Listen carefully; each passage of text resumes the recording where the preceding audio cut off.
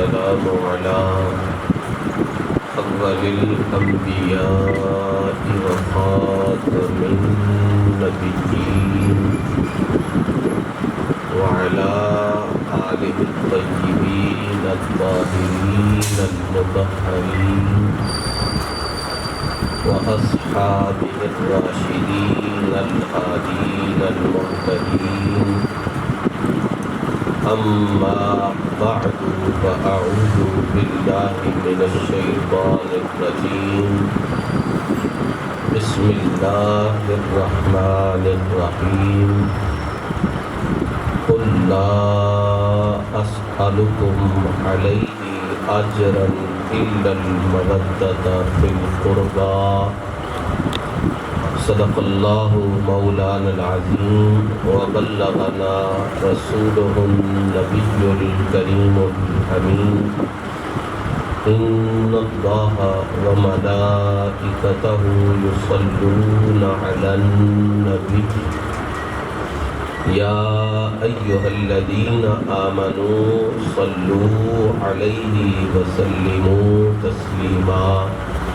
اللهم صل على محمد وعلى آل محمد وبارك وسلم. الصلاة والسلام عليك يا سيدي يا رسول الله وعلى آلك وأصحابك يا سيدي يا حبيب الله. الصلاة والسلام عليك يا قائد الغر المحجلين وعلى آلك وأصحابك يا سيد الأولين والآخرين. الصلاة والسلام عليك يا جد الحسن والحسين وعلى آلك وأصحابك یا امام القبلتین ویا وسیلتنا فی الدارین. زینت مسند صدارت پیکر اخلاص و محبت حضرت قبلہ علامہ پروفیسر پیر سید محمد طاہر شاہ صاحب قاسمی دامت برکاتہ العالیہ. آج کی اس پہلی پرنور روحانیت اور ادب سے بھرپور محفل ذکر اہل بیت اطہار علیہ السلام میں حاضری کا شرف پانے والے ارباب محبت، ارباب عقیدت اور ارباب نسبت، میں ہدیہ تبریک پیش کرتا ہوں قبلہ شاہ صاحب کو، جو کہ بڑی باقاعدگی کے ساتھ ایک طویل عرصہ سے ماہ ربیع الاول شریف کی محافل کو خوبصورت انداز میں سجانے کا اعزاز رکھتے تھے، اور بحمد رضوان اللہ تعالی علیہم اجمعین اور حضرات اہل بیت اطہار علیہم السلام کے درمیان جو محبت برے تعلقات ہیں، جو غیر متزلزل رشتے ہیں، اور جو بے پناہ محبتیں ہیں، ان کے متعلق کچھ معروضات پیش کرنے کی کوشش کروں گا. اور میں ہو سکتا ہے کہ یہ میرا تخمینہ ہو، صحیح بھی ہو سکتا ہے، غلط بھی ہو سکتا ہے، لیکن ایک بات بنیادی طور پر میں عرض کرنا چاہوں گا کہ بہت سارے معاملات، بہت سارے مسائل ایسے ہوتے ہیں کہ لوگ زمانے کی رعایت نہیں کرتے، دور کی رعایت نہیں کرتے، وقت کی رعایت نہیں کرتے کہ آج سے 100 سال پہلے دنیا ایسی نہیں تھی جیسے کہ اب ہے. 1000 سال پہلے لوگوں کے معمولات، دنیا کی فضا اور ہوا آج کی فضا اور ہوا سے بہت مختلف تھی، رعایت نہیں کرتے وقت کی، زمانے کی، دور کی، اور ہر چیز کو موجودہ وقت کو سامنے رکھتے ہوئے اپنے ذہن سے سمجھنے کی کوشش کرتے ہیں، جس کی بنا پر دن بدن غلطیوں میں اضافہ ہوتا ہے، دلالات میں اضافہ ہوتا ہے، غلط فہمیوں کے اندر اضافہ ہوتا ہے۔ اس کی ایک مثال میں یوں عرض کروں گا، کچھ عرصہ سے ہم بعض شقی مزاج لوگوں کو سن رہے ہیں کہ وہ بڑا بڑھ چڑھ کر اہل بیت اطہار کے قتل کے مجرم کو، اس کی مناقب، اس کی تعریف، اس کی توصیف، اس کو سپورٹ کرنے کا ایک دھندا کر رہے ہیں۔ اب اس کا سبب جو کچھ کتابوں میں لکھا ہے، جو کچھ ہمارے بزرگوں نے جواب دیے ہیں، دے رہے ہیں، یہ باتیں اپنی جگہ پر ہیں، لیکن معذرت کے ساتھ اس کا ایک سبب یہ بھی ہے کہ جب ہم نے اپنی حکمران بننے کے لیے مسلسل ایسے لوگوں کو منتخب کیا جن کے معاملات آپ بھی جانتے ہیں، میں بھی جانتا ہوں، ساری دنیا جانتی ہے، ہمارے ایسے لوگ موجود ہیں، ان سے پوچھیں کہ آپ ووٹ کس کو دیں گے؟ فلاں کو دیں گے۔ وہ کیسا بندہ ہے؟ کہتے ہیں چور ہے۔ ووٹ کس کو دینا ہے؟ اسی کو دینا ہے۔ اب ہمارا ان چیزوں سے کوئی لینا دینا نہیں ہے، لیکن میں جو بات سمجھانا چاہتا ہوں وہ یہ ہے کہ تسلسل کے ساتھ جب ہمارے اوپر بد عمل اور بد کردار لوگ آتے رہے، ہم ان کا انتخاب کرتے رہے، تو کچھ لوگوں نے یہ سمجھ لیا کہ جس طرح ہم ہر قسم کا بندہ قبول کر لیتے ہیں، امام حسین کو بھی قبول کر لینا چاہیے۔ اب یہ خرابی ہمارے مزاج کی ہے، ہماری سطح بہت بگڑ گئی ہے، الا من شاء اللہ، کچھ اللہ کے منتخب لوگ تو موجود ہیں۔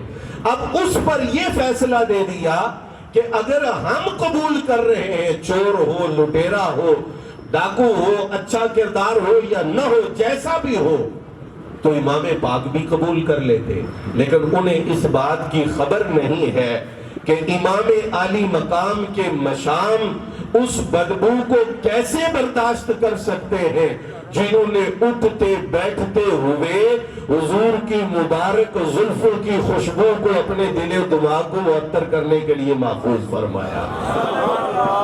تو آپ اپنی اس سطح کو دیکھ کر فیصلہ نہ کریں، امام عالی مقام کی شخصیت اور ہستی کو دیکھ کر یہ فیصلہ کریں کہ حضرت امام عالی مقام کی شایان شان کیا تھا، اور یقیناً وہی تھا جو آپ نے کر کے صبح قیامت تک اسلام کے پرچم کو سر نگوں نہیں ہونے دیا، بلکہ تمام مسلمان فخر سے اپنا سر بلند رکھتے ہیں کہ رب نے ہمیں حسین جیسا امام اور رہنما عطا فرمایا۔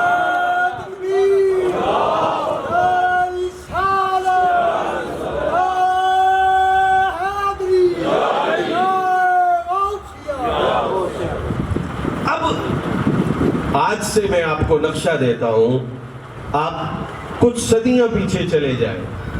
حضرت خواجہ غریب نواز خواجہ اجمیری رضی اللہ تعالیٰ عنہ کے خلیفہ کون ہے؟ حضرت قطب الدین بختیار کاکی، جن سے ان کا کوئی خونی رشتہ نہیں ہے، صاحبزادہ تو دور کی بات ہے، وہ ان سے کوئی قرابت داری نہیں ہے، مرید خلیفہ اور ان کے جانشین روحانی طور پہ بنے۔ اب حضرت بختیار کاکی کے مرید اور خلیفہ حضرت بابا صاحب ہے، حضرت بابا فرید صاحب۔ یہ ایک سلسلہ ہے، آپ کے خلیفہ حضرت نظام الدین محبوب الہی رضی اللہ تعالیٰ عنہ ہے، یہ سلسلہ ایک چلا ہے۔ وہاں قرابت نہیں ہے، وہاں رشتہ داری نہیں ہے، وہاں معیار ہے، میرٹ ہے، لیکن وقت گزرتے گزرتے یہ ہوا، یہ انداز دیکھنے میں آیا کہ جب کوئی ہستی دنیا سے چلی جاتی ہے، اب ایک طرف اس کی اولاد ہوتی ہے، دوسری طرف اس کے پیروکار ہوتے ہیں، آپس میں لڑائی شروع ہو جاتی ہے، آپس میں جھگڑے شروع ہو جاتے ہیں۔ اب یہ مسئلہ اس دور کا ہے، اور کچھ غلط ذہنوں نے، کچھ پراگندہ ذہنوں نے یہ سمجھا کہ شاید سرکار دو عالم کے وصال اقدس کے بعد ایک طرف حضور کی اہل بیت ہو گئی، دوسری طرف حضور کے اصحاب ہو گئے، اور انہیں یہ سمجھ نہ آیا کہ تمہیں معلوم نہیں کہ تم کس سطح پہ لا کے ان مقدس نفوس کو دیکھ رہے ہو۔ تمہیں پتا ہے کہ رسول پاک نے اپنے پیروکاروں کو اپنے اہل بیت سے اور اپنے اہل بیت کو اپنے پیروکاروں سے یوں جوڑا ہے، فرمایا صبح قیامت تک جس کا نام ابو بکر صدیق ہے وہ مولا علی سمیت کل امت کا امام بنا دیا گیا ہے، اور فرمایا جس کا نام علی المرتضی ہے وہ صدیق اکبر سمیت پوری امت کا مولا بنا دیا گیا۔ تو اب یہاں آ کر نہ سوچے کہ ہمارے یہاں لڑائی ہوتی ہے، ہمارے یہاں تو باپ فوت ہو جائے خلفاء کو تو چھوڑیں، پیروکار تو چھوڑیں، بیٹے لڑائی کرتے ہیں۔ لوگوں نے سمجھا کہ جو کچھ ہمارے دور میں ہو رہا ہے یہ کچھ اس زمانے میں تھا۔ ہمارے علم میں کمزوری ہے، ہماری صحبت میں کمزوری ہے، ہمارے اخلاق میں کمزوری ہے، ہماری قوت برداشت میں کمزوری ہے، مگر میں آپ کو یہ بات علی وجہ البصیرہ اور پورے یقین سے کہتا ہوں، مصطفیٰ کریم کے اہل بیت اور حضور کے اصحاب کرام یہ وہ ہستیاں ہیں جن کو کسی انسان نے صحبت مصطفیٰ اور قرابت مصطفیٰ کے لیے منتخب نہیں کیا، بلکہ ان کو اس سعادت کے لیے میرے رب نے منتخب فرما دیا۔ تو ہم کہتے ہیں جو انتخاب ہمارا ہوتا ہے اس میں لڑائیاں ہوتی ہیں، بھائی یہ انتخاب رب تعالیٰ کا ہے، اور اس انتخاب پہ مہر تصدیق میرے پیارے محبوب کی زبان اقدس سے ثبت ہوئی ہے۔ اس لیے جو خیالات تمہارے ذہن میں آتے ہیں وہ تمہارے سوء فہم کا نتیجہ ہے، اور اگر یہاں سے نکل کر حضور کے ارشادات کی وادیوں میں جانا نصیب ہو تو دور حاضر کی مسموم ہوائیں تم سے دور ہو جائیں گی، محبتوں کی خوشبو آتی ہوئی محسوس ہوگی۔ ابتدائی طور پر ایک بات ہے، چونکہ یہ بات صاف ظاہر آج کل باقی رہتی اور دیر تک لوگ اس کو سنتے رہتے ہیں، صحابہ اور اہل بیت میں منطقی انداز میں اگر میں بات کروں، ارسال کر دیتا ہوں میں، عموم خصوص میں وجہ کی نسبت ہے۔ دو مادے اشتراکی ہیں، ایک مادہ اجتماعی ہے۔ آسان لفظوں میں یہ عرض کروں گا، کچھ ہستیاں ایسی ہیں جو حضور کے صحابہ ہیں مگر وہ اہل بیت نہیں ہے، یہ ایک مادہ اشتراکی ہے۔ کچھ ہستیاں ایسی ہیں جو رسول پاک کے اہل بیت ہیں مگر صحابہ نہیں ہیں، یہ دوسرا مادہ اشتراکی ہے۔ اور کچھ ہستیاں ایسی ہیں جو سرکار کے اہل بیت بھی ہیں اور حضور کے پاک اصحاب میں بھی شامل ہیں۔ حضور کے صحابہ ہیں، اہل بیت نہیں ہیں، جیسے حضرت سیدنا ابو ہریرہ رضی اللہ تعالیٰ صحابی رسول ہیں اور جلیل القدر صحابی رسول ہیں، مگر اہل بیت رسول میں شامل۔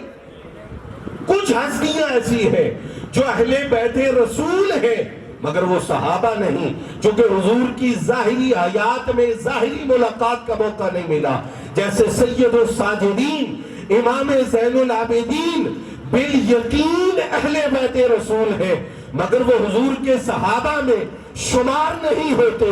اور مادہ اجتماعی یہ ہے کہ سیدہ طیبہ طاہرہ سیدۃ نساء العالمین جہاں اہل بیت رسول سے ہے، جہاں بدعت الرسول ہے، ان کا مقام صحابیت بھی ایسا ہے جس میں سیدہ بے مثل نظر آتی ہے، بے مثال نظر آتی ہے۔ یہ جملہ میں نے کیوں کہا؟ اس لیے صحابی کی تعریف یہ ہے، من لقی النبی صلی اللہ علیہ وسلم مؤمنا بہی، جو ایمان کی حالت میں حضور سے ملاقات کرے اور پھر اس کا خاتمہ بھی ایمان پہ ہو، وہ صحابی ہے۔ وہ کیا ہے؟ ان صحابہ کی خوش اتوار نگاہوں کو سلام. شاہ صاحب نے تو آپ کے ذوق کو ماشاءاللہ ہر لمحہ تازہ رکھا ہوتا ہے. ان صحابہ کی خوش اتوار نگاہوں کو سلام، جن کا مسلک تھا طواف رخ زیبا کرنا. جن کا مسلک تھا طواف رخ زیبا کرنا. یہ وہ عبادت ہے جس سے کوئی عبادت مساوی اور برابر نہیں ہے. میں کہتا ہوں صحابی وہ ہے جس نے ایمان کی حالت میں سرکار سے ملاقات کی ہو. ایک ملاقات کر لی ایمان کی حالت میں، خاتمہ ایمان پہ ہوا صحابی ہے. 2 ملاقاتیں کی صحابی ہے، 100 ملاقاتیں کی صحابی ہے. مگر مجھے بتاؤ وہاں مقام صحابیت کا عروج کیسا ہے کہ میرے مصطفیٰ مدینہ طیبہ سے باہر جائیں. آخری ملاقات سیدہ فاطمہ سے ہے. تھوڑا آواز کو اور بلند. جب حضور مدینہ آئے پلٹ کے تو پہلی ملاقات سیدہ سے ہے. جو ایک بار ایمان کی حالت میں ملے وہ ہے صحابی رسول. جو ملے لقیہ کا فاعل صحابی ہے. بتاؤ جسے مصطفیٰ ملنے آئے اور ایک بار نہ آئے، بار بار آئے، سفر میں جاتے ہوئے آخری ملاقات ان سے ہے، واپس آئے تو پہلی ملاقات ان سے ہے. اور بتاؤں اس پورے محلے میں سب سے خوش نصیب بندہ وہ ہوگا جس کو شاہ صاحب صبح فون کر کے کہے نماز پہ آ جاؤ. کیا نصیبہ ہے، کیا عظمت ہے، کیا مقدر ہے کہ میرے مصطفیٰ بنفس نفیس سیدہ فاطمہ کو فجر کی نماز کے لیے آواز عطا فرما رہے ہیں. یہ نہیں ہے کہ وہ اٹھتے نہیں تھے، ان کی شب بیداریوں پہ عبادتیں رشک کرتی ہیں، مگر حضور کا وہاں جانا، حضور کا وہاں کھڑے ہونا اور الصلاۃ یا اہل البیت فرمانا یہ اس بات کی دلیل ہے جو مجھ سے ملنے آئے وہ صحابی ہوتے ہیں اور جس سے مصطفیٰ ملنے جائے اسے فاطمہ زہرا کہتے ہیں.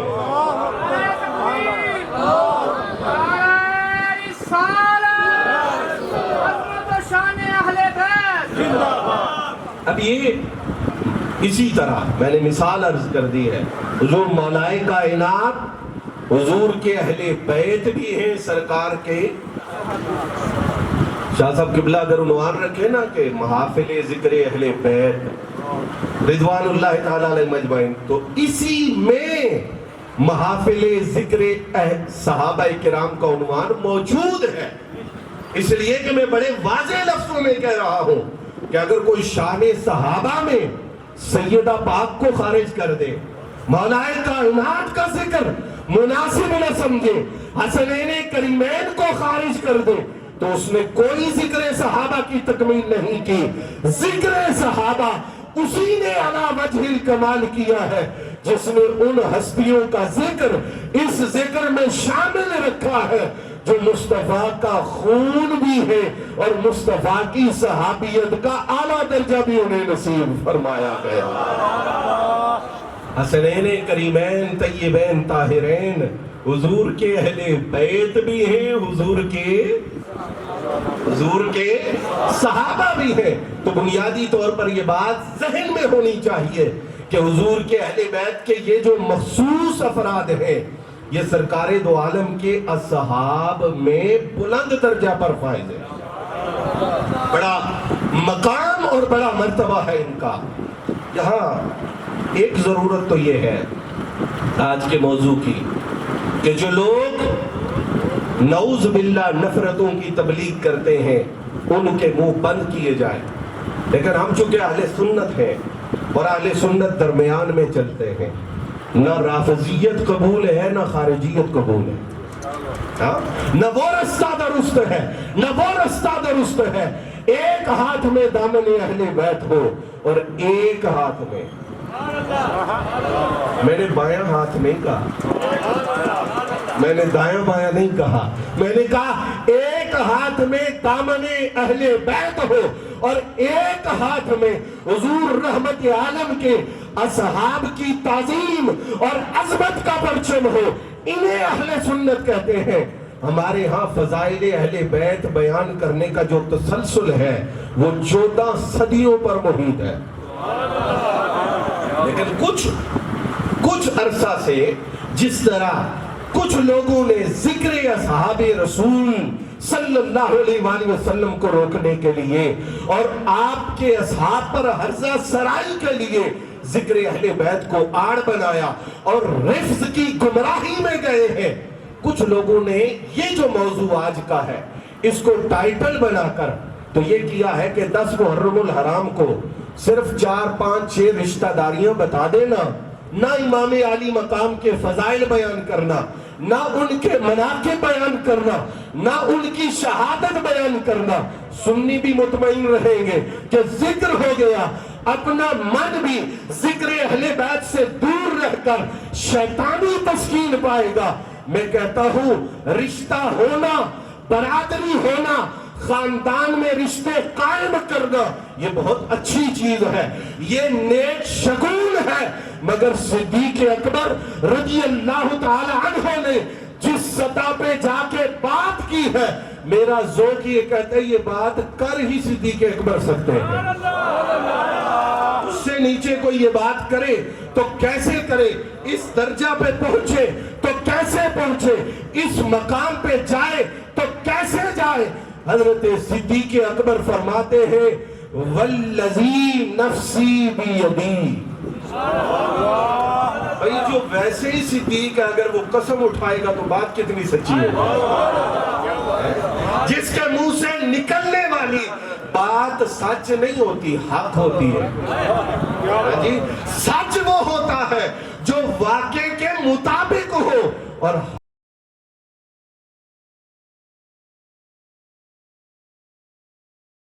حق وہ ہوتا ہے جس کی لاج رکھنے کے لیے اللہ واقعے کو اس کے مطابق کر دے۔ یہ بڑا مقام ہے۔ صدیق اکبر کی ہر بات صرف سچ نہیں ہوتی بلکہ حق ہوتی ہے، واقع اس کے مطابق ہوتا ہے، وہ واقع کے مطابق ہوتی ہے، مگر صدیق اکبر فرما رہے ہیں والذی نفسی بیدی، فرمائے قسم اس رب کی جس کے قبضہ قدرت میں میری جان ہے۔ لقرابت رسول اللہ، یہ صحیح بخاری میں ہے، صحیح مسلم میں ہے، صدیق اکبر فرماتے ہیں رضی اللہ تعالیٰ عنہ وارضہ عنہ، فرماتے ہیں لقرابت رسول اللہ، حضور کی رشتہ داری ہے، اپنے سے رشتہ ہو بندہ اس کی جتنی بھی رعایت کرے، یہ میرا جملہ یاد رکھنا، جتنی بھی رعایت کرے، جتنی بھی رعایت کرے، توجہ سے اس بات کو سنیں، وہ کسی رشتے کی وہ رعایت نہیں کر سکتا جو رعایت حضور کے صحابہ سرکار کے رشتوں کی کرتے تھے۔ انہوں نے کہا اگر رشتے میں میرا بیٹا لگتا ہے، اگر رشتے میں میری زوجہ ہے، اگر رشتے میں میری بہن ہے، اگر رشتے میں میری بیٹی ہے، سب کے حقوق پورے کروں گا، مگر ان کی قرابت مجھے اتنی عزیز نہیں جتنی حضور کی رشتہ داری عزیز ہے۔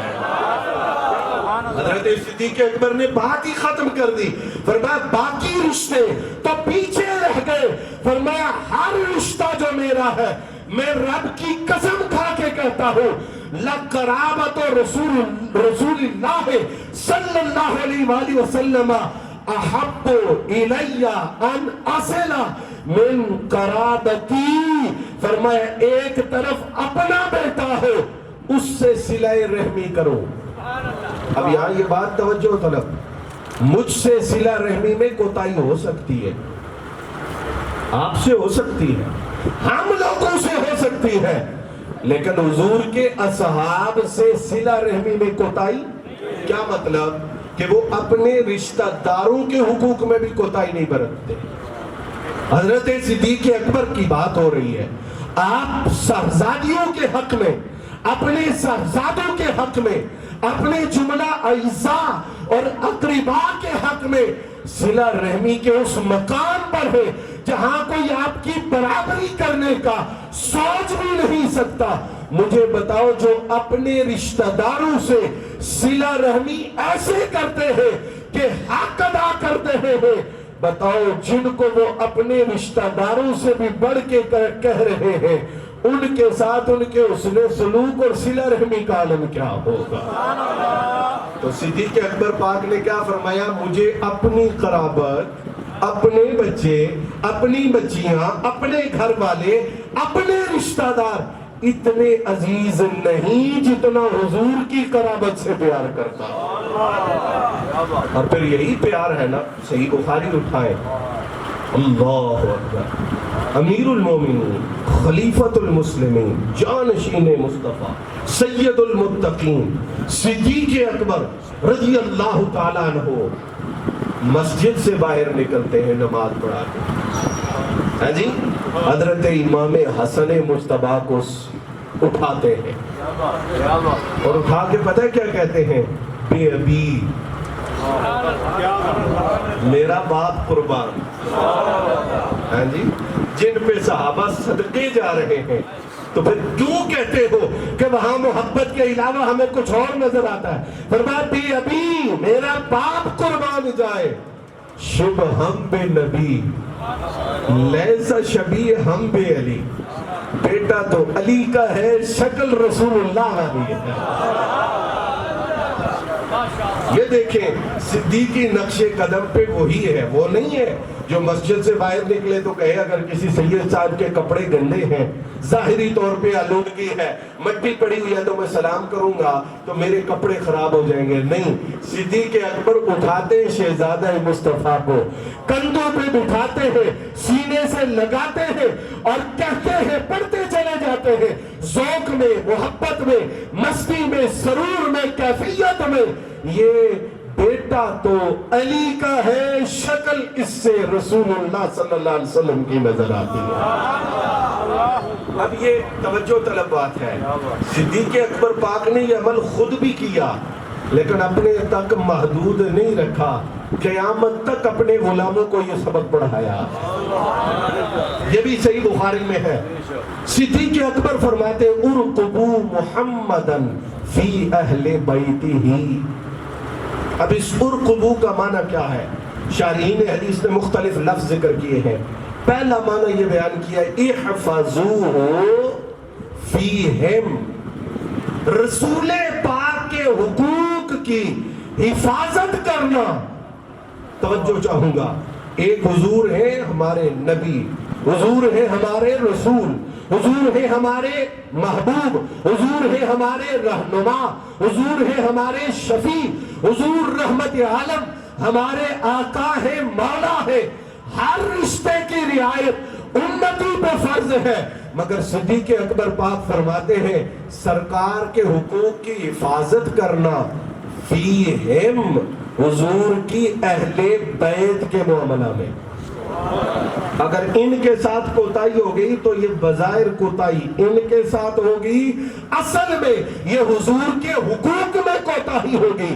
ایک معنی یہ ہے، اور دوسرا معنی جو بڑا پر لطف ہے، اور صدیق اکبر پاک کا وہ عمل ساتھ جوڑیے تو انشاءاللہ لطف دوبالا ہوگا. فرمایا اس کا معنی یہ ہے ارقبوا محمدا فی اہل بیتہ شاہدوہ فیہم. فرمایا اہل بیت رسول میں رسول پاک کا نظارہ کیا کرو.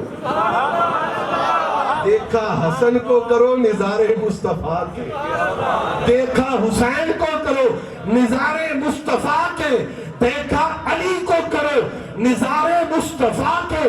کیوں صدیق اکبر ٹکٹکی باندھ کے دیکھتے تھے؟ جواب حضور کی حدیث سے ہے، یا علی کو انت منی و انا منکا، علی تو مجھ سے ہے میں تجھ سے ہوں. گویا کہ صدیق اکبر کے سامنے چہرہ علی المرتضیٰ کا ہے، جلوے محمد مصطفیٰ کے نظر آتا. کیوں؟ آپ خود فرما رہے ہیں شاہدوہ فیہم. ارقبو کا معنی یہ ہوا کہ سرکار دو عالم صلی اللہ علیہ وآلہ وسلم کے نظارے مصطفیٰ کریم کی آل اور اولاد میں دیکھا کرو. حضرات جناب صدیق اکبر پہ میں یہ بات کرتا ہوں رضی اللہ تعالیٰ عنہ وارضاہ عنہ. یہ آپ سمجھیں گے کہ کتنا قربت اور محبت کا تعلق ہے.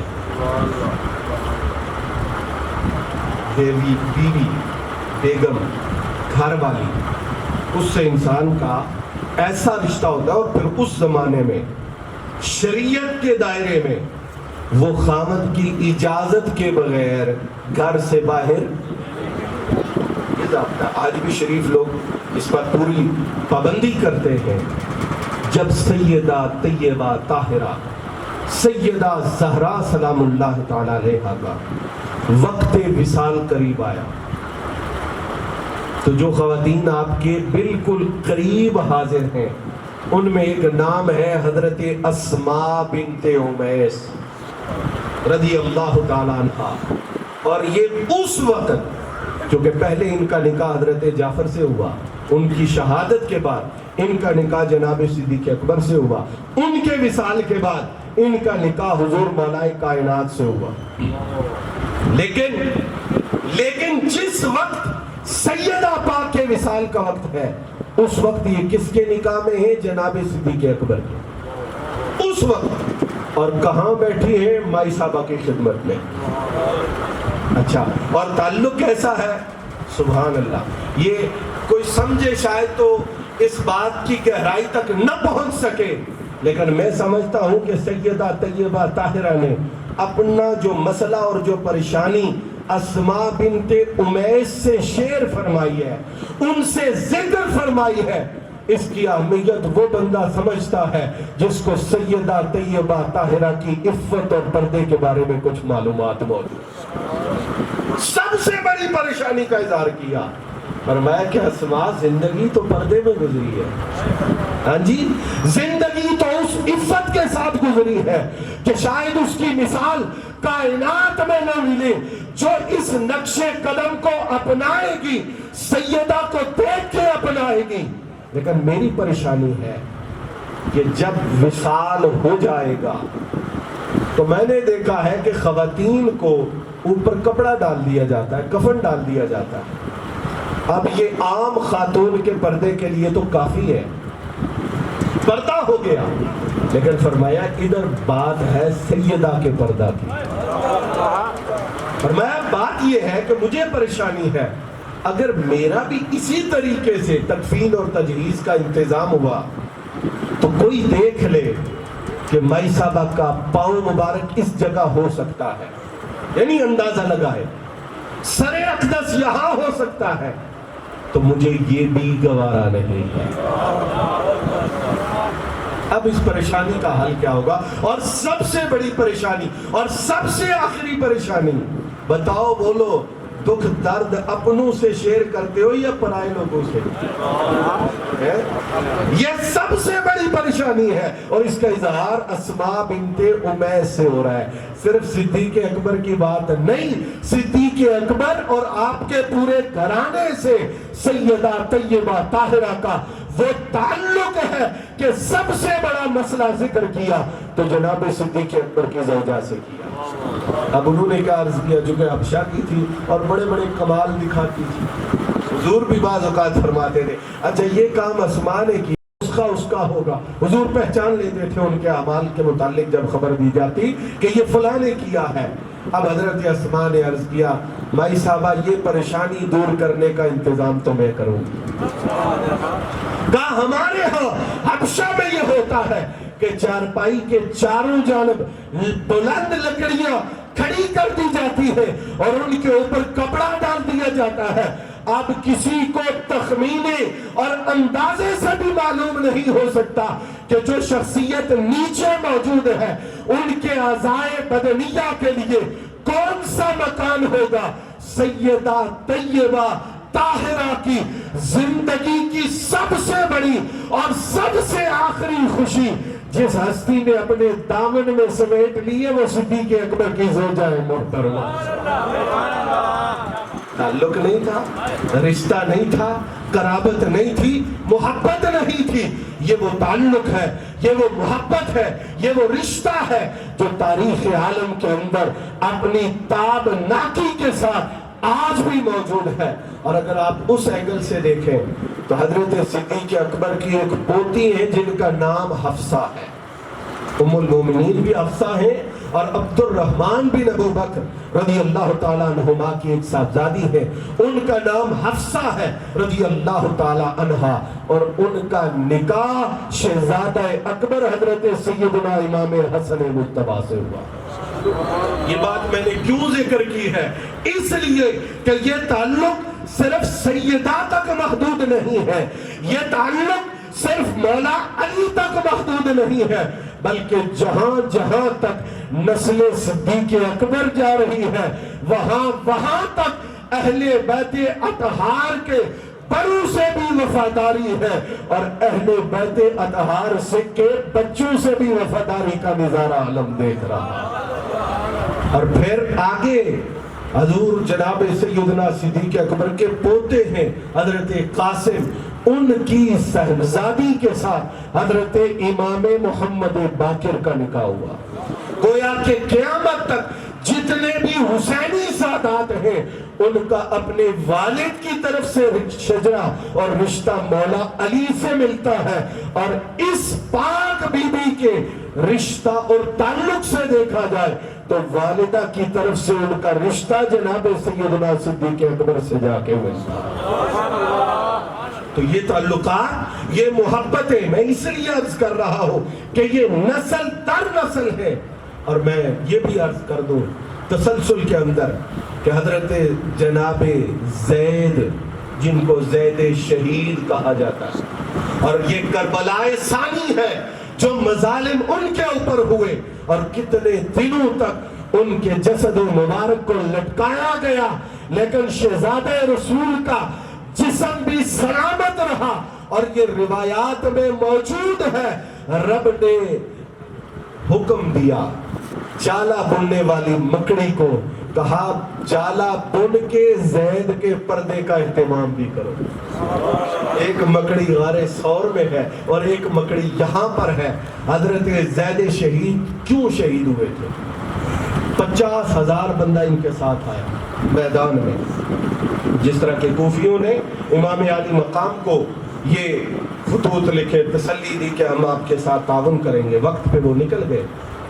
50,000 बंदा आया और ये इतना बड़ा लश्कर था कि यकीनन आप मद्दे मुकाबिल पे गालिब होते, लेकिन ऐन तलवारों के साए में, तवज्जो चाहूंगा, ऐन तलवारों के साए में हजरत ज़ैद से एक सवाल हुआ।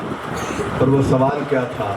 अबू बकर के बारे में क्या ख्याल है, उमर के बारे में क्या ख्याल है, क्या समझते हो इनको? आपने कहा क्यों, तुम ये क्यों पूछ रहे हो? उन्होंने कहा अगर अच्छा समझते हो फिर तो हम कहे, अगर इनको बुरा समझते हो तो फिर हम रहेंगे और लड़ेंगे तुम्हारे साथ। अब कोई और होता तो मसलहत की तरफ जाता या डर की तरफ जाता। बेटा अली का है, बेटा हुसैन का है। फरमाया सुनो, अगर इस बात से तुम जाना चाहते हो तो सिर्फ मैं नहीं, ये जुमला है। फरमाया मैं और जिनके सीनों पे मैं पल के जवान हुआ हूं, हम नस्ल दर नस्ल अबू बकर को भी खैर पे समझते हैं और जनाबे उमर फारूक को भी खैर पे समझते चले आए। अब इस बात से क्या हुआ? वो 50,000 में से 500 बंदा बाकी रहा, 49,500 बंदा साथ छोड़ गया। शहादत मंजूर की है ना जनाब सिद्दीक़ अकबर के मुतालिक, ना जनाब फारूक आजम के मुतालिक अपनी जुबान से हल्का कलमा निकाला है। कोई मसलहत, कोई तकिया नहीं फरमाया, वाज़े लफ्जों में कहा। फरमाया मैं भी और मेरे आबाओ अजदाद भी उनको एहतराम की नजर से देखते चले। और हजरत सैयदना इमाम जाफर सादिक, आपका वो फरमाने मुबारक तो मशहूर है कि किसी ने आकर पूछा कि क्या तलवार को चांदी का وہ ایک مخصوص حصہ جہاں ہاتھ پڑتا ہے وہ لگانا جائز ہے. فرمایا جائز ہے اس لیے کہ صدیق اکبر نے یہ عمل کیا. اب اس نے پوچھا کیا آپ کے نزدیک بھی وہ صدیق ہیں؟ آپ لیٹے ہوئے تھے. فرمایا نعم صدیق، نعم صدیق، نعم صدیق. یہ کہہ رہے ہیں، اٹھتے جا رہے ہیں. اور روایت کہتی ہے جب تک سانس جاری رہا حضرت صدیق اکبر کی صداقت کا اعلان فرماتے رہے. یہ تعلق ہے، یہ محبت ہے، یہ آپس کے اندر ربط ہے. اور اگر آپ حضور نبی اکرم صلی اللہ علیہ وآلہ وسلم کے اصحاب کو دیکھیں گے، میں انتہائی اختصار کے ساتھ اپنی بات کو سمیٹتا ہوا چلا جاؤں گا. وہ فاروق اعظم ہوں، وہ جناب عثمان غنی ہوں، وہ حضور کے دیگر اصحاب کرام ہوں، ان کے درمیان وہ تعلق ملتا ہے کہ جس کی ہم تاریخ عالم کے اندر مثال نہیں پاتے. میں خلاصتاً ایک بات عرض کرتا ہوں. حضرت جابر بن عبداللہ رضی اللہ تعالیٰ عنہ، ماں بیٹا بھی صحابی ہے، باپ بھی، بیٹا بھی صحابی ہے، باپ بھی صحابی ہے، رضی اللہ تعالیٰ عنہما. اب سفر میں جا رہے تھے اور ابن عطیہ آپ کے ساتھ سفر میں تھے. ان کو دوران سفر کہا. اب یہ دیکھیے باتیں دیکھیے ان حضرات کی. کہا ہو سکتا ہے زندگی کی تیری میری آخری ملاقات ہو. جب آخری ملاقات ہوتی ہے نا تو بندہ کہتا ہے میرے بیٹے کا خیال رکھنا، میری بیٹی کا خیال رکھنا، میری بیوی کا خیال رکھنا، میری بہنوں کا خیال رکھنا، میرے ماں باپ کا خیال رکھنا. لیکن قربان جائیے، کہا آخری ملاقات ہے. نصیحت جو کرنے لگا ہوں وہ اپنے رشتہ داروں کے بارے میں نہیں ہے، حضور کے رشتہ داروں کے بارے میں. فرمایا میری تیرے ساتھ آخری ملاقات ہے. اب مجھے لگتا ہے کہ تو اور میں زندگی میں نہیں ملیں گے، لیکن میری ایک نصیحت سن لے. احبا اہل بیت رسول اللہ صلی اللہ علیہ وسلم. اور ایک روایت میں یہ لفظ ہے، فرمایا احبا آل محمد و محبیہم. فرمایا میری آخری نصیحت یہ ہے رسول اللہ کی آل سے بھی پیار کرنا، اور جو ان سے پیار کرے اس سے بھی پیار کرنا. جو ان سے پیار کرے اس سے بھی، بڑی لطافت ہے اس کے اندر. جو ان سے پیار کرے ان سے بھی پیار کرنا. اگر وہ خود اہل بیت سے پیار نہ کرتے ہوتے تو کہتے کہ میں اگر اسے یہ سبق پڑھاؤں گا تو یہ مجھ سے دور ہو جائے گا. میں خلاصہ پیش کر رہا ہوں کہ جابر بن عبداللہ نے اپنے اس جملے کے اندر جہاں یہ بتایا کہ آل محمد سے پیار کرنا، وہاں یہ بھی اشارہ کر دیا سرکار کے سارے صحابہ ان سے پیار کرتے ہیں، اور تم ان سے پیار کرنے والوں سے بھی. اور اگلا جملہ کیا ہے؟ فرمایا وَأَبْغِضْ مُبْغِضِيهِمْ. فرمایا جو ان سے بغض کرے نا اس سے بغض رکھنا. بڑی توجہ. فرمایا جو بغض کرے ان سے، جو بغض کرے ان سے. اگلے لفظ سنیے، فرمایا وَلَوْ كَانُوا صَوَّامًا. فرمایا چاہے وہ روزے رکھتے ہوں، نمازیں پڑھتے ہوں، عبادت گزار ہوں، مصلی تسبیح ہاتھ میں ہو، امامہ ہو، جبہ ہو، کبہ ہو، جو مرضی ہو. فرمایا تم نے انہیں ان کی یہ ساری چیزیں دیکھ کے قبول نہیں کرنا، آل مصطفیٰ کا بغض دیکھ کے رد کر دینا. یہ قیامت تک کے لیے یہ ضابطہ ہے کہ کسی کے ظاہری حلیہ کو دیکھ کے اسے اپنا مقتدا نہ بنانا جہاں رسول پاک کی اولاد کا بغض موجود ہو. ایک بات میرے ذہن میں آ گئی. وقت کا حاکم اور وقت کا خلیفہ تھا تو اس کے پاس ایک عالم آیا، بیٹھا ہوا تھا. میں تو نہیں چاہ رہا تھا، شاہ صاحب کی نے اونچی کرسی پہ مجھے بٹھا دی ہے. چلیں ان کی شفقت ہے، بزرگ ہیں، بزرگوں کا یہی طریقہ ہے، وہ عزت دیتے ہیں. عالم بیٹھا ہے حاکم کی مجلس میں اور ایک سید زادہ آ گیا چھوٹی سی عمر کا. حاکم نے کہا سید زادے کے لیے اونچی کرسی لگاؤ. اور مولانا جہاں بیٹھے ہیں بیٹھے رہنے دو. اب یہ لوگ بڑے سیانے ہوتے تھے, بڑے سمجھدار ہوتے تھے, حکمران بھی ہوتے تھے اور انسان شناسی کے اندر بھی کمال رکھتے تھے. ادھر وہ صاحبزادے کرسی پہ بیٹھ رہے ہیں, ان بادشاہ کی حاکم کی نظر وہ اس مولوی کے چہرے کے اوپر ہے. دیکھا تو وہ رنگ سیاہ ہو رہا ہے, پیچ و تاب کھا رہا ہے. یہ آل رسول کا بچہ ہے, چلو جو بھی ہے تو بچہ. میں نیچے بیٹھا ہوں, میری کرسی نشست نیچے ہے. تھوڑی دیر گزری تو اس عالم کا بیٹا آیا. بادشاہ نے اس سے پوچھا یہ کون ہے؟ میرا بیٹا ہے. کیا کرتا ہے؟ یہ ماشاءاللہ میرے پاس پڑھتا ہے, فلاں کتاب بھی پڑھ لیا, فلاں بھی پڑھ لیا, فلاں بھی پڑھ لیا, فلاں بھی پڑھ لیا. اب بادشاہ نے کہا ماشاءاللہ یہ تو بڑا عالم ہے, بڑا فاضل ہے, یہ تو بڑا نام کمائے گا, یہ تو بڑی عزت کمائے گا. اب جیسے جیسے وہ اپنے بیٹے کی تعریف سن رہا ہے, چہرہ کھلتا جا رہا ہے. اچانک حاکم نے تیور بدلے اور اس نے کہا خبیث اٹھ اور میری مجلس سے نکل جا اور آئندہ اس طرف قدم بھی نہ اٹھانا. کہا کیا ہوا؟ کہا میں نے تیرے سامنے تیرے بیٹے کی عزت کی ہے تو تو خوش ہوا ہے, اور تیرے سامنے رسول اللہ کے بیٹے کی عزت کی ہے تو تیرا چہرہ اتر گیا ہے. میری مجلس میں صرف وہ بیٹھے گا جسے اپنی اولاد سے وہ پیار نہ ہو جو میں رسول اللہ کی اولاد سے کرتا ہوں.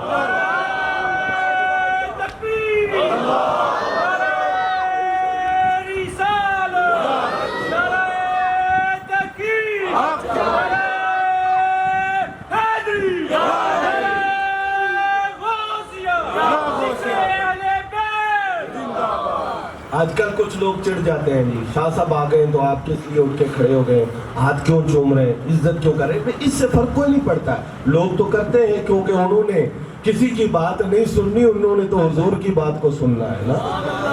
لیکن صحابہ کا عمل دیکھیے. حضرت زید بن ثابت بہت بڑے عالم ہیں, بہت بڑے عالم ہیں. صحابہ کے اندر جو عالم ہو, آج کل تو کوئی بھی علماء کا اپنا ایک مقام ہے, لیکن فیصل آباد میں عالم ہونا, پاکستان میں عالم ہونا, ورلڈ لیول پہ عالم ہونا, اس زمانے میں اس حیثیت کو نہیں پہنچتا. صحابہ میں عالم ہے. کہتے ہیں ایک دن سواری پہ سوار ہونے لگے تو حضرت عبداللہ ابن عباس نے رکاب پکڑ لی, رکاب پکڑ لی محتر سے. اب انہوں نے کیا کہا؟ لا تفعل یا ابن ام رسول اللہ. یہ نہیں فرمایا کہ عبداللہ ایسا نہ کر, یہ نہیں کہا ابن عباس ایسے نہ کر, کہا رسول اللہ کے چچا کے بیٹے ایسے نہ کر. حوالہ رشتہ داری کا دیا, حضور سے قرابت کا دیا. آپ نے فرمایا نحنو نعمر بفعل ھذا بعلمائنا. کہا کہ میں اس لیے کر رہا ہوں کہ سرکار نے ہمیں اپنے علماء کی عزت کرنے کا حکم دیا ہے تو مجھے کرنے دو. اب دیکھیے انداز کیا ہے. زید ابن ثابت اترے اور ابن عباس کا ہاتھ پکڑا اور پکڑ کے اسے بوسہ دے کر کہا اگر تمہیں یہ حکم ملا ہے کہ علماء کے ساتھ ایسے کرنا ہے تو ہمیں یہ حکم ملا ہے کہ آل رسول کے ساتھ ایسے کرنا ہے. یہ ہے حضور کے صحابہ, یہ ہے جنہوں نے مصطفیٰ پاک کی صحبت پائی ہے. آل رسول کے ہاتھ چومنا, میں نہیں کہتا ہوں کہ میرے چومے یا شاہ صاحب کے چومے, ہمارے تو آپ چومیں گے, ہمارے پیچھے نماز پڑھتے ہیں, ہمارے پاس سبق پڑھتے ہیں بچے. کوئی مرید ہو جاتا ہے, میں کہتا ہوں سید ہو, اس کے کپڑے نہ دیکھو, اس کا نالج نہ دیکھو, اس کا علم نہ دیکھو, اس کے معاملات پہ غور اور فکر نہ کرو, رسول اللہ کی اولاد سمجھ کے اس کا ادب و احترام کرو. یہ سنت صحابہ ہے, یہ طریقہ صحابہ ہے, اور تو ادھر سید کا ادب کرے گا مصطفیٰ کریم کی بارگاہ سے رحمت کی ہوائیں آئیں. تو برادران اسلام, حضرت جناب سیدنا ابو ہریرہ رضی اللہ تعالیٰ عنہ, جی کتنی حدیثیں آپ سے روایت ہیں, کتنا بڑا محدث. میں نے کہا محدث ہونا بڑی بات ہے, پر صحابہ میں محدث کا کام نہیں ہے جناب. اٹھ کے جب کوئی حدیث بیان کرتا تھا نا کوئی صحابی, تو تھوڑی سی بھی بات ہو جاتی وہ کہتے ہیں ہم بھی گواہ تھے حضور نے اس طرح فرمایا تھا، اور اگر صحیح بیان ہوتا تو کہتے یہ بالکل صحیح ہے، ہم اس کی تصدیق کرتے ہیں۔ اب ایسے لوگوں کے سامنے حدیث بیان کرنا کوئی معمولی کام آج بعد کے ادوار میں تو حوالہ چلتا ہے، وہاں حوالہ نہیں تھا، وہاں تو مشاہدہ چلتا تھا جو انہوں نے خود حضور کے سامنے رہ کے کیا ہوتا۔ لیکن محدث ہیں صحابہ میں ایک دن سرے بازار، یہ بھی بات نہیں ہے کہ پوشیدگی میں تو ادب کر لیا، لوگوں کے سامنے ادب نہیں کرنا کہ جناب میں جھک جاؤں، میرے سامنے لوگ جھکتے ہیں، اب میں جھک گیا تو میری کی پلے رہنی ہے۔ یہ نہیں پتا کہ عزت کرنے سے آل رسول کی اللہ عزتوں میں اضافہ کرتا ہے۔ سرے بازار حضرت ابو ہریرہ رضی اللہ تعالیٰ عنہ کھڑے ہیں اور جناب حسن آ گئے، امام حسن آ گئے۔ مسند احمد کے اندر امام احمد بن حنبل جو 10 لاکھ حدیث کا حافظ ہے، یہ روایت نقل فرمائی ہے۔ فرمایا امام حسن آئے تو حضرت ابو ہریرہ نے بیچ بازار کے ان سے سوال کیا، حسن ایک بات تو بتاؤ، حضور آپ کو کہاں سے چومتے تھے؟ یہ ہے صحابہ، کہاں سے چومتے تھے؟ اب حسن مجتبیٰ نے بجائے زبان سے بتانے کے اپنے نافے مبارک سے کپڑا اٹھا کے کہا یہاں سے چومتے تھے۔ جناب ابو ہریرہ نے یہ نہیں دیکھا کہ میں محدث ہوں، صحابہ میں محدث ہوں، میرا مقام اتنا بڑا ہے اور میں عمر میں ان سے بڑا ہوں، وہیں بیٹھ گئے اور کہا میں اس جگہ پہ بوسہ دوں گا جہاں حضور نے بوسہ دیا۔ یہ ہے تعلق، یہ ہے رب، یہ ہے محبت۔ حضرت سیدنا فاروق اعظم رضی اللہ تعالیٰ عنہ وارضاہ عنہ منبر پر بیٹھے ہیں، خطاب فرما رہے ہیں، اور حضرت امام حسین تشریف لائے اور آ کر بات بھی کیا کی، کہا آپ منبر سے ذرا نیچے آئے نا، اپنے بابا کے منبر پہ جا کے بیٹھے، یہ تو میرے بابا جان کا منبر ہے۔ اگر تو ہوتا نا کوئی کم ظرف تو غصہ کر جاتا، مگر اللہ نے اس کو بھی فاروق اعظم بنایا۔ یہ بات ذہن میں رہے کہ صدیق اکبر پاک مولا علی کے لیے اٹھ کے کھڑے ہوئے تھے اور میرے آقا نے ایک جملے میں دونوں کو نوازا تھا، فرمایا عزت والے کی عزت کو عزت والا سمجھتا ہے۔ ایک جملہ بولا حضور نے اور مولا علی کی عزت بھی بتائی، صدیق اکبر کی عزت بھی بتائی ہے۔ حضرت عمر فاروق رضی اللہ تعالیٰ عنہ نیچے اترے، حضرت امام حسین کو اٹھایا اور پاس بٹھایا۔ تقریر ہو گئی پوری، جب خطاب مکمل ہوا تو پھر کیا ہوا؟ یہ ایک بات نہیں ہے، ایسی کئی روایات میں نے دیکھی ہیں، تازہ نظر سے گزری ہے۔ یہ صحابہ کا معمول ہوتا تھا اہل بیت کے کسی بھی فرد کے ساتھ۔ اب کیا کیا؟ جمعہ مکمل کرنے کے بعد یہ نہیں کہا کہ جناب بہت شکریہ، ٹھیک ہے آپ آئے تھے، مجھے آپ نے تھوڑا سا ڈسٹرب کیا لیکن کوئی بات نہیں ہے، ٹھیک ہے سلام لے اور تشریف لے جائے۔ نہیں، امیر المومنین جن کو حضور فرماتے تھے، ایک دن حضرت فاروق اعظم آ چکے، یہ تو محرم الحرام بھی ہے، حضرت فاروق اعظم حضور کی خدمت میں آئے تو خواتین نے پردے کا اہتمام زیادہ کرنا شروع کر دیا، تو جب آ کر بیٹھے تو کہنے لگے او اللہ کی بندیو کیا کرتی ہو تم؟ مجھ سے زیادہ ڈرتی ہو، تمہیں تو حضور سے زیادہ ڈرنا چاہیے تھا، مجھ سے کیوں ڈر لگتا ہے؟ کہا آپ سے زیادہ لگتا ہے، کیونکہ اتنے غصہ والے حضور نہیں ہے جتنا غصہ آپ کو آتا ہے، طبیعت ہے، مزاج ہے۔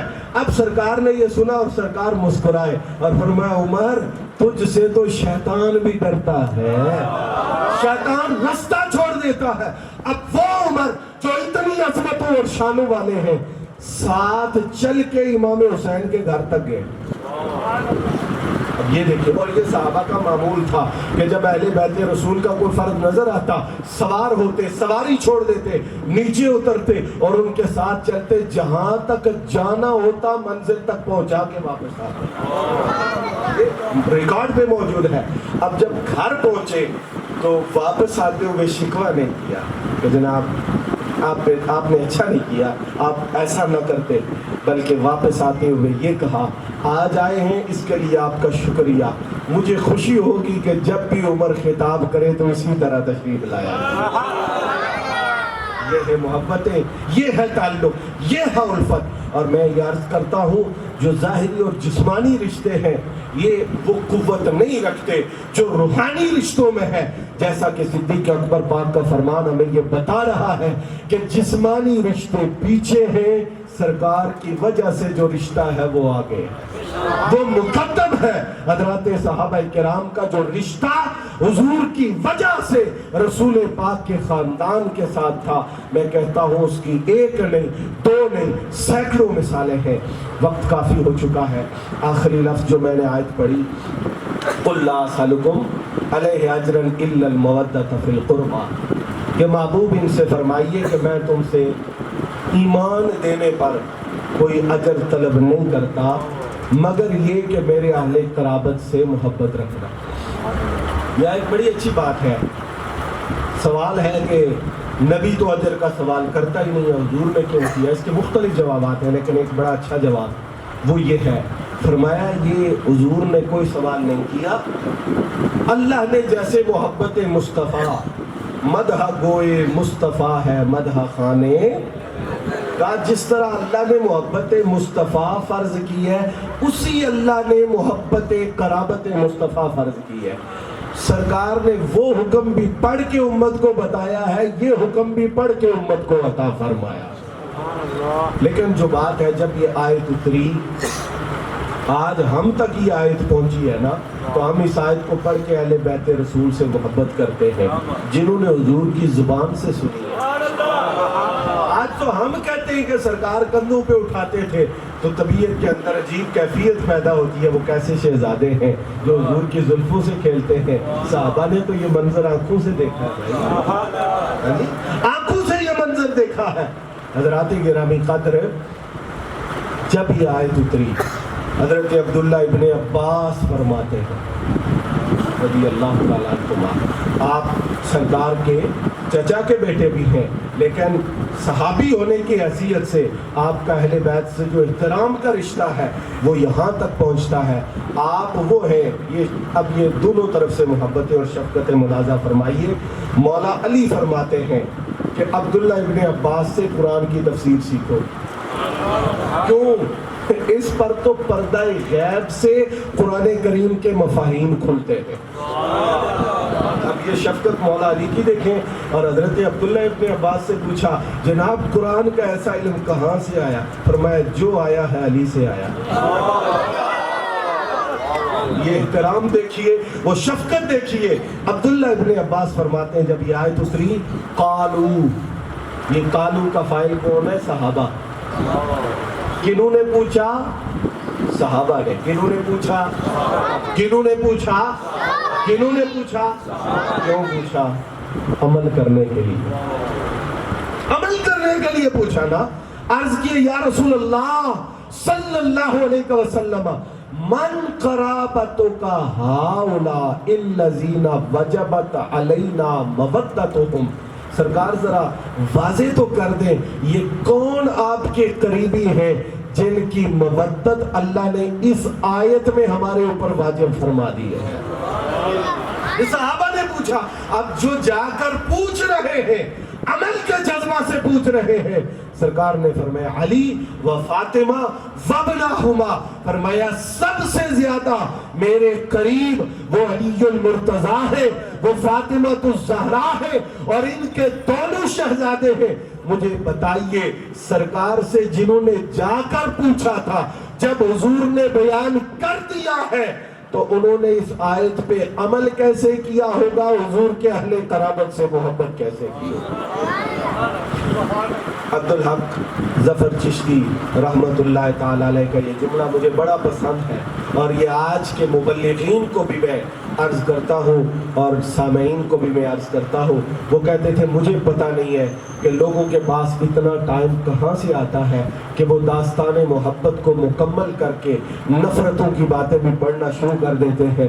میری تو زندگی گزر گئی ہے، جتنا پڑھا ہے محبت ہی محبت نظر آئی۔ پتہ نہیں ان لوگوں کے پاس نفرتوں کے لیے وقت کہاں سے آ جاتا ہے.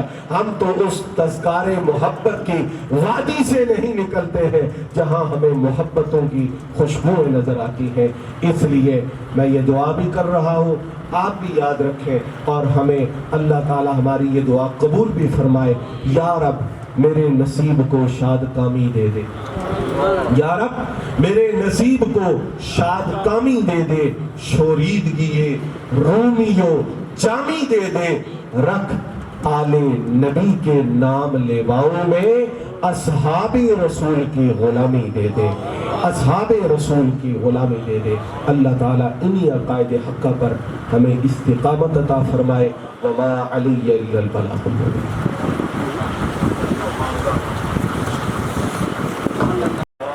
تقریر ہو گئی پوری.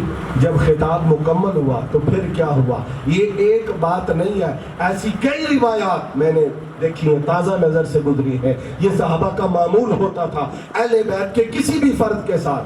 اب کیا کیا؟ جمعہ مکمل کرنے کے بعد یہ نہیں کہا کہ جناب بہت شکریہ, ٹھیک ہے آپ آئے تھے, مجھے آپ نے تھوڑا سا ڈسٹرب کیا لیکن کوئی بات نہیں ہے, ٹھیک ہے سلام لے اور تشریف لے جائے. نہیں, امیر المومنین جن کو حضور فرماتے تھے, ایک دن حضرت فاروق اعظم آ چکے, یہ تو محرم الحرام بھی ہے, حضرت فاروق اعظم حضور کی خدمت میں آئے تو خواتین نے پردے کا اہتمام زیادہ کرنا شروع کر دیا. تو جب آ کر بیٹھے تو کہنے لگے او اللہ کی بندیو کیا کرتی ہو, تم مجھ سے زیادہ ڈرتی ہو, تمہیں تو حضور سے زیادہ ڈرنا چاہیے تھا, مجھ سے کیوں ڈر لگتا ہے؟ کہا آپ سے زیادہ لگتا ہے کیونکہ اتنے غصہ والے حضور نہیں ہے جتنا غصہ آپ کو آتا ہے. طبیعت ہے, مزاج ہے. اب سرکار نے یہ سنا اور سرکار مسکرائے اور فرمایا عمر تجھ سے تو شیطان بھی ڈرتا ہے, شیطان رستہ چھوڑ دیتا ہے. اب وہ عمر جو اتنی عظمتوں اور شانوں والے ہیں ساتھ چل کے امام حسین کے گھر تک گئے. اب یہ دیکھیں, اور یہ صحابہ کا معمول تھا کہ جب اہل بیت رسول کا کوئی فرد نظر آتا سوار ہوتے, سواری چھوڑ دیتے, نیچے اترتے اور ان کے ساتھ چلتے, جہاں تک جانا ہوتا منزل تک پہنچا کے واپس آتے. ریکارڈ پہ موجود ہے. اب جب گھر پہنچے تو واپس آتے ہوئے شکوہ نہیں کیا کہ جناب آپ نے اچھا نہیں کیا, آپ ایسا نہ کرتے, بلکہ واپس آتے ہوئے یہ کہا آج آئے ہیں اس کے لیے آپ کا شکریہ, مجھے خوشی ہوگی کہ جب بھی عمر خطاب کرے تو اسی طرح تشریف لایا. یہ ہے محبتیں, یہ ہے تعلق, یہ ہے الفت. اور میں یہ عرض کرتا ہوں جو ظاہری اور جسمانی رشتے ہیں یہ وہ قوت نہیں رکھتے جو روحانی رشتوں میں ہے. جیسا کہ صدیق اکبر پاک کا فرمان ہمیں یہ بتا رہا ہے کہ جسمانی رشتے پیچھے ہیں, سرکار کی وجہ سے جو رشتہ ہے وہ آگے, وہ مقدم ہے. حضرات صحابہ کرام کا جو رشتہ حضور کی وجہ سے رسول پاک کے خاندان کے ساتھ تھا, میں کہتا ہوں اس کی ایک نہیں, دو نہیں, سینکڑوں مثالیں ہیں. وقت کافی ہو چکا ہے. آخری لفظ جو میں نے آیت پڑھی, قُلْ لَا أَسْأَلُكُمْ عَلَيْهِ أَجْرًا إِلَّا الْمَوَدَّةَ فِي الْقُرْبَى, کہ محبوب ان سے فرمائیے کہ میں تم سے ایمان دینے پر کوئی اجر طلب نہیں کرتا مگر یہ کہ میرے اہل قرابت سے محبت رکھنا. یہ ایک بڑی اچھی بات ہے. سوال ہے کہ نبی تو اجر کا سوال کرتا ہی نہیں ہے, حضور نے کیوں کیا؟ اس کے مختلف جوابات ہیں لیکن ایک بڑا اچھا جواب وہ یہ ہے, فرمایا یہ حضور نے کوئی سوال نہیں کیا, اللہ نے جیسے محبت مصطفیٰ مدح گوئے مصطفیٰ ہے مدح خانے کا, جس طرح اللہ نے محبت مصطفیٰ فرض کی ہے اسی اللہ نے محبت قرابت مصطفیٰ فرض کی ہے. سرکار نے وہ حکم بھی پڑھ کے امت کو بتایا ہے, یہ حکم بھی پڑھ کے امت کو عطا فرمایا.